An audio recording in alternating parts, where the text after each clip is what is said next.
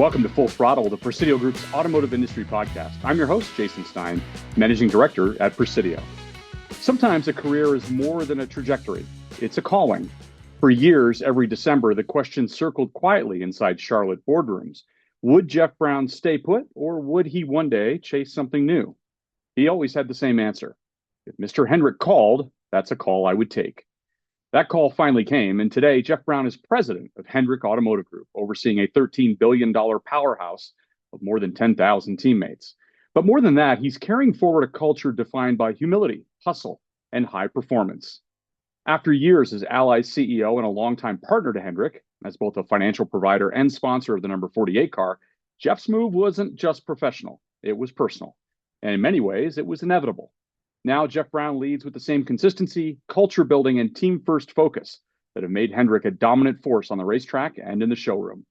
Headquartered in North Carolina, Hendrick Automotive Group generated over $13.6 billion in revenue in 2024 after selling more than 206,000 vehicles and servicing 2.6 million cars and trucks.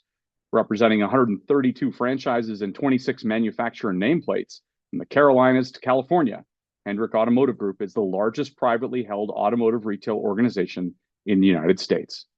Today on Full Throttle, Jeff joins us to talk about legacy, leadership, and why answering the right call at the right time can change everything. Hi, it's Jeff Brown, and this is Presidio's podcast, Full Throttle. Well, we shared a stage recently, and he was magnificent in his certainly his debut with me on stage in his current role. But of course, he and I are no strangers to each other. It's great to be back with my friend, JB. How are you? I'm doing great, Jason. Great to be with you again. We had so much fun on stage, and I'm glad we could continue the conversation. Yes, indeed.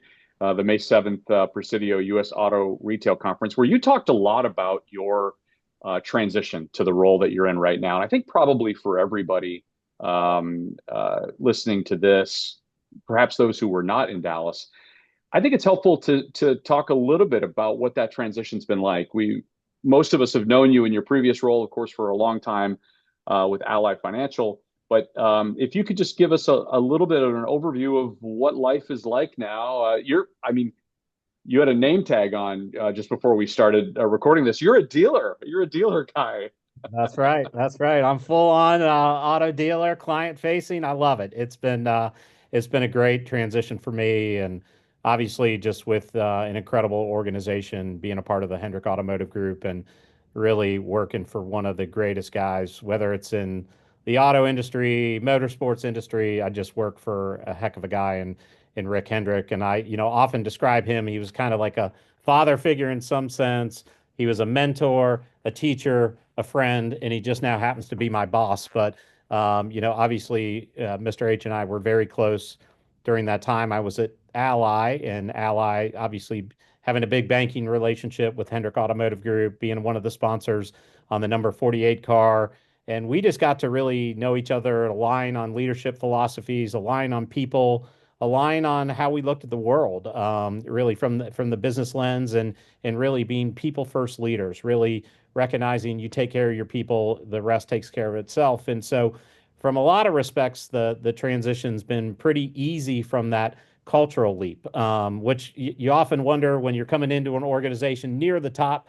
How are you going to be received? How are you going to be liked? How are you going to fit in? All those things have been very, very natural, and I attribute a lot of that to the way Mr. Hendrick and I try to lead our organizations. And then certainly the grounding at Ally helped me come in with perhaps a little bit of inside knowledge about the state of the industry. And so, Jason, it's been a great, I guess, 16, 17 months being a part of the team, and really looking forward to a bright future ahead. Incredible, almost a year and a half now. What was it when you go back, JB? I know there was only probably one individual who could pull you out of the situation that you were in a famous story that you've told a couple of times. But what was it that really drew you to the Hendrick family? And I'm guessing it's probably that mentor, friend, business leader, that sort of the trifecta of good things that would force you and lead you to change to a totally different path. Yeah, I mean, it's all those things. I mean, one, obviously, being a part of the industry and being at Ally, saw a lot of the incredible auto dealers that are across our country. And I would always say, Mr. Hendrick was clearly at the top, not just in terms of business performance, but really the cultural philosophy, the way I interacted with his people.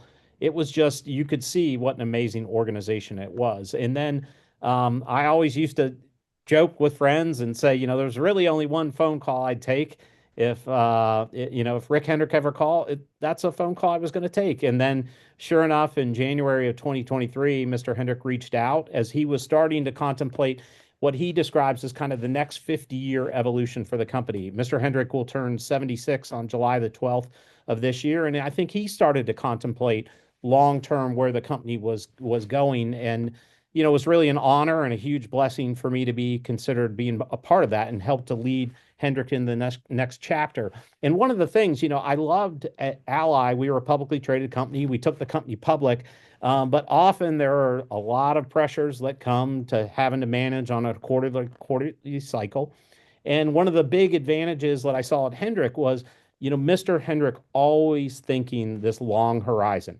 Really, the way he commits capital, the way he makes capital allocation decisions, the way he makes people decisions, all those things by being a privately held entity, you could think much more long term, and that was really refreshing to me. So it was kind of confluence of all these things: a great leader, a great business, a great culture, and then this ability to really make decisions for the next 50 years.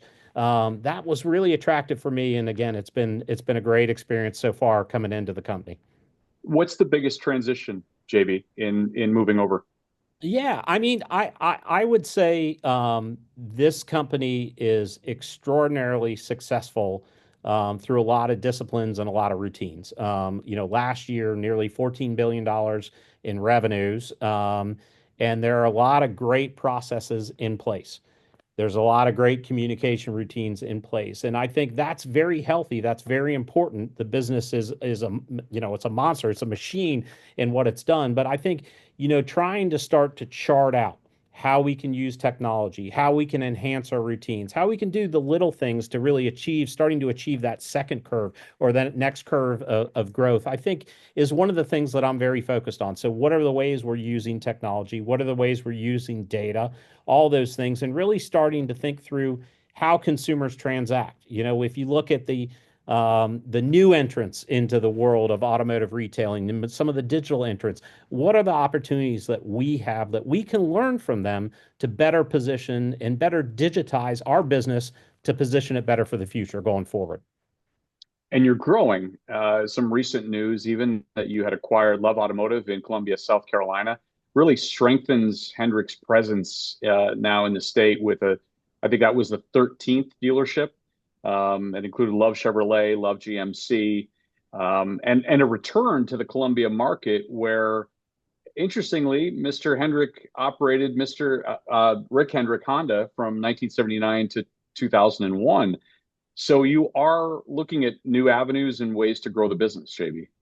Absolutely. And that was really exciting, really fun. And, Mr. Hendrick had a relationship with Michael Love and Michael Love's family, Michael's father, who really had started the business. And, when Michael started contemplating options, there was a natural synergy there, very family-oriented individuals. As you referenced, Mr. Hendrick really having some roots back in the day in Columbia. And, we drove by that old Honda location when we were going down to visit Michael and his team. And I said, sir, you've come a long way for some of the facilities that we have in place today. But, we are still growing. We have several open point opportunities that are in front of us right now. We've got a lot of construction going on in the company. And so, it is very exciting to be a growth oriented enterprise and really positioned for the future. I would say with respect to Love, we hadn't, we'll always look at the environment. We'll always think about acquisition opportunities, but this one was very strategic for us. Geographically, again, cultural fit, the family alignment between the Love family and Mr. and Mrs. Hendrick and the Hendrick organization. So there are a lot of boxes that were checked on this one. So we're really excited about this opportunity and excited to keep growing all over the Southeast. We are benefiting from a huge migration of population across the U.S. into our markets. And so that puts us in a really, really good position going forward, Jason. You talk about tech a little earlier. What would you like to see change or occur on the tech side for really what is a machine already in terms of Hendrick Automotive? Yeah, I think, if you think about the vast amount of data that exists here, are we fully utilizing the data that's at our fingerprints? I mean, again, nearly $14 billion in revenues last year. Think about the number of customer transactions. We sold 204,610 vehicles last year. And, that's all the opportunities we actually booked and closed. Think about the other opportunities that were not there. And then think about the opportunities on the service side. Think about how many thousands of customers come in, get their vehicle serviced. There's power in that data and there's power in that intelligence that I think we have an opportunity to tap in deeper going forward. And then I think, we are starting to utilize various AI tools, and AI is getting a lot of buzz every industry in the world today. But I think we are starting to see advantages of deploying AI in our stores. We're, of about our 135 franchises, we're deploying an AI tool in about 50 of them today and using that for service booking opportunities, for sales booking opportunities. And so we're finding ways just to slowly tweak the model and make ourselves even more efficient and allow us to be kind of 24/7, 365 days a year in how you engage with the customers. Chris Little, one of our senior vice presidents here at Hendrick's, doing a great job of rolling out that tool and helping all of our general managers and our market area vice presidents really see the power of new technology. So very exciting path ahead with that. There are obviously a ton of industry headlines that I could kind of pepper you with, but let's just focus on a couple of them right now. One of them would be near and dear to your old world, which is some of the latest news. Auto loan late payments are at a record high for Q1, and the cost of car ownership is really to blame. I know you probably have seen the same thing that I have, that the proportion of consumers who are at least 60 days late on their auto payments rose almost 2% in the first quarter. When you think about your old role and you think about your role now, what's your thought on either the cost of ownership or on the consumer that's out there right now? Yeah, I mean, I think this is absolutely a watch item, particularly in the banking industry. That you got to monitor credit performance, and I think vehicle affordability has become a real challenge. And that's, important for us, is about 50% of what we sell is on the new side and 50% is on the used side, which has a tendency to be slightly more affordable. And so, for us, we've got a nice mix of new and used product to sell. But I think, for the banks that are out there, monitoring credit performance, looking at credit standards is a clear watch item that's out there. Delinquencies tend to bounce, they tend to go through cycles. And I sort of step back and say, from a macro perspective, the consumer economy is still in pretty good shape, though, Jason. I mean, consumers that want a job, that want to get out there and work, generally can. Employment's still relatively strong right now. So, I mean, there are a number of factors that play into this. And certainly, if we see the Fed cut rates, the market thinks we're going to see 2 eases this year, up to 4 eases next year. That could start lower interest costs and could benefit everyone. I think one of the anchors that's out there weighing on consumers right now is long rates, which are impacting mortgages. And so, the consumer sort of overall affordability is a bit challenged right now. But I think the one thing that was proven out in the credit crisis all the way through today is consumers need their vehicles. They need it for getting to employment, getting their kids to school, to sporting, to recreation, for vacations, whatever it is. And so, we're still very bullish on the overall automotive environment. I think banks, it's a great asset class to own, but you got to look through the cycle. You got to see your way through the cycle. And that's what, in particular, Ally did a very good job of. And I still think does a very good job. You're going to get some peaks and valleys in credit, but you think and you book assets for the long run. I imagine you're still watching inventory like everybody else. And one of the other headlines is after really falling sharply a month earlier on some of those tariff beating sales rush numbers. New vehicle inventory in the US is fairly thin over the last month, about 2.79 vehicles. A day supply ticked up a little bit as sales slowed a little bit. What are you seeing on the ground, JB? How does inventory, what's day supply look like for you? Yeah, I mean, it obviously varies by manufacturer and across all of our franchise. We're pretty well diversified there, but I'd say with respect to Hendrick, we pride ourselves on being very tight in the way we manage inventories. We write down vehicles when we need to, and now in this environment where there's a little bit of uncertainty related to Hmm. tariff pricing, all these things. Actually, people that have a little bit more inventory on hands may be at a slightly better advantage than historically we would say. So, for us, obviously, when tariffs came out, all those, um, all the discussions that were happening in Washington, we saw a big surge in consumer sales, and that stayed very strong. I mean, May was strong, April was strong, March was strong. And so, for now, people probably would prefer to have a little bit more inventory on the lots than they do, just given the uncertainties that are out there. But we're navigating our way through that. We're working our way through it. And again, we still feel very bullish on the outlook. And again, with our model being about 50% of what we sell in the form of used vehicles, that's still a very attractive position for us to be in as well. Are you just back to Hendrick Automotive from a general perspective? Are you in the market to acquire more stores, JB? I would say we are always opportunistic. We look at a lot of things, given our size and given we are privately held and given the substantial capital and cash that we have at all times, we're always in a position to take advantage of market opportunities, but things have to be really strategic. I mean, they have to fit from kind of a brand perspective, from a geographic perspective, from a people perspective. And so, we look at a lot of things and we try to be very responsive and very quick to respond. If there's something we like, we will go full speed ahead.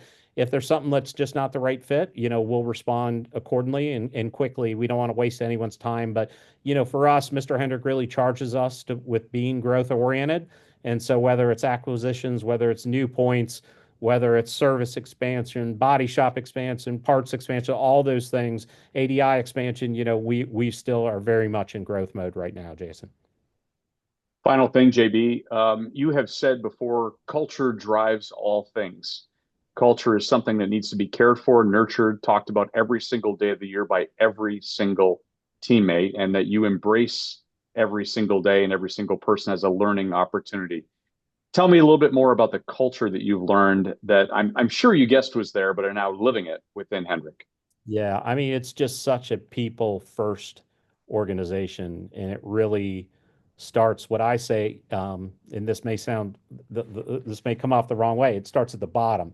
We talk about servant leadership, and literally, Mr. Hendricks sitting at the bottom of the pyramid, and me, close to the bottom of the pyramid, and Gary Davis, our chief operating officer, and Scott Ennis, our CFO. We're really at the bottom trying to lead people up. And so I would say it is very much a people first organization. We want our teammates to come think through pain points, think through opportunities. How can we make the sales experience better, the service experience better? How can we make the company better? And so it's a company that really tries to attract great, talented people, but we also try to cultivate ideas from them. And so, it's there's a huge spirit of winning here. You're exactly right. I do think culture is a living, breathing creature. We're up to 11,100 teammates on the automotive group side, another 800 teammates on the motorsports and our tactical solution side. And really, we look at all of those people as being equal. Every single one of them has an opportunity to contribute every single day. And so we promote culture. We talk about people. We start all of our leader calls with daily readings from John Maxwell and, reflect on what does leadership mean to you? What did that reading mean to you?